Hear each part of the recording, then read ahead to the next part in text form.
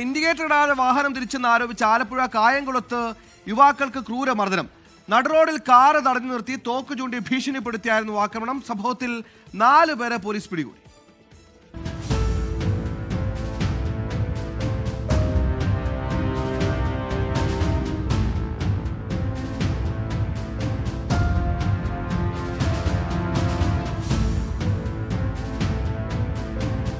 വെള്ളിയാഴ്ച വൈകുന്നേരമാണ് സംഭവം.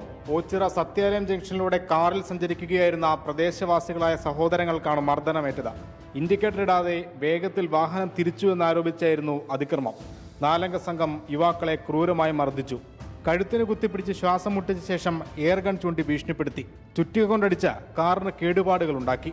അതിക്രമത്തിന് ശേഷം സ്ഥലത്ത് നിന്ന് ഓടി രക്ഷപ്പെട്ട പ്രതികളെ CCTV ദൃശ്യങ്ങൾ കേന്ദ്രീകരിച്ചാണ് പിടികൂടിയത്.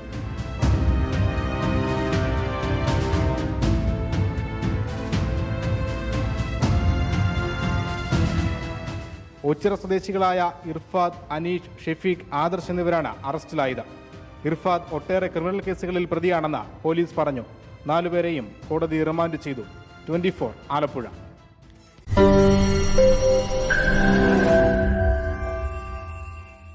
ലോകത്തെവിടെയായാലും ഏത് സമയത്തും 24 വാർത്തകളും ഓഗ്മെന്റഡ് റിയാലിറ്റി പാക്കേജുകളും എക്സ്പ്ലെയിനറുകളും വിശദമായി കാണാൻ ഞങ്ങളുടെ യൂട്യൂബ് ചാനൽ നിങ്ങൾക്ക് സബ്സ്ക്രൈബ് ചെയ്യാം.